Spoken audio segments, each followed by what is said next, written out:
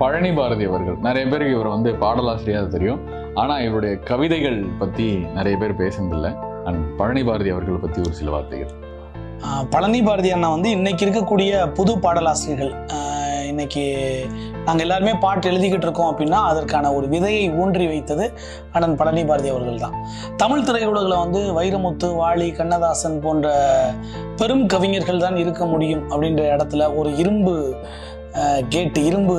கோட்டையை வந்து உடைத்தெறிந்தது முதல்ல வந்து ஒரு ஒல்லியான தேகம், ஒரு கண்ணாடி போட்ட ஒரு தேகம், அந்த பழனி பாரதி அண்ணா அவங்க தான். ஸோ அதுக்கப்புறம் தான் அவர் வந்ததுக்கு பிறகுதான் இன்னைக்கு இத்தனை புது கவிஞர்கள் வந்து தமிழ் சினிமாவுக்குள்ள புதிய பாடல்கள் எழுத வந்தோம்.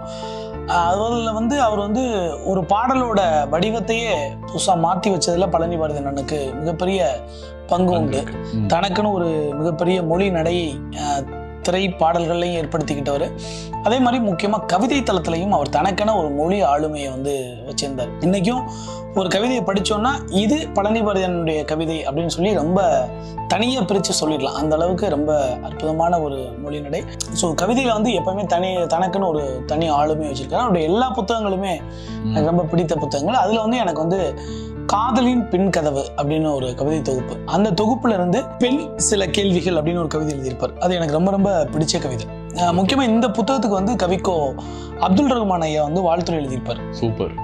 அப்படி எழுதும்போது அவர் ஒரு இடத்துல சொல்லியிருப்பாரு, பெண்ணே ஒரு கேள்விதான், பெண்ணே ஒரு கேள்விதான், ஆனா அந்த பெண்ணை பத்தி எத்தனை கேள்விகளை வந்து பழனி பாரதி கேட்டிருக்காரு அப்படின்னு சொல்லி அந்த கவிதையை வந்து கவிக்கோ ஐயா வந்து கூட்டிட்டு காட்டுவார்.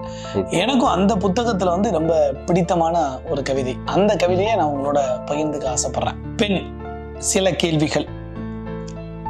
முதலாக பெண்ணை வர்ணிக்க தேர்ந்தெடுத்த வார்த்தை எது?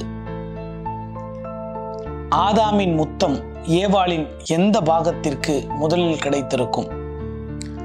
பெண்ணின் கூந்தலுக்கு முதலில் சூட்டப்பட்ட பூ எது?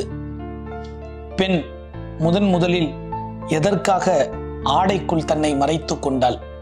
இந்த கேள்விக்கெல்லாம் யாருமே பதில் சொல்ல முடியாது. ஆமா, அந்த மாதிரியான கேள்விகளை தான் இந்த கவிதை முழுக்க அடுக்கியிருப்பாரு.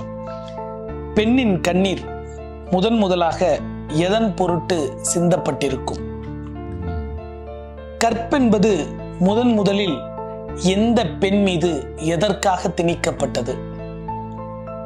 முதலாய் உடன்கட்டை ஏற்றப்பட்ட பெண் உயிரோடு எரிகையில் கடைசியாய் என்ன நினைத்திருப்பாள்? வரதட்சணையால் சபிக்கப்பட்ட முதிர்கண்ணி மாத விளக்கு நின்று போனதை யாரிடம் சொல்லி இருப்பாள்? தாய்ப்பாலுக்கு பதில் கள்ளிப்பால் ஊட்டப்பட்ட முதல் பெண் சிசு எது?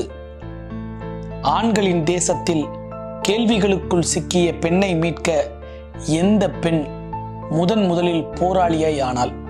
ஆமா, இன்னைக்கு தெரியாது யாரும். அவளின் கடைசி வாரிசிடம் கொடுத்து கிழித்தெறிய சொல்லுங்கள் இந்த கவிதையை அப்படின்னு சொல்லி எல்லா கேள்வியும் கேட்டுட்டு அந்த கடைசி வாரிசிட்ட கொடுத்து புக்கே கிழிச்சு போட்டுருங்க.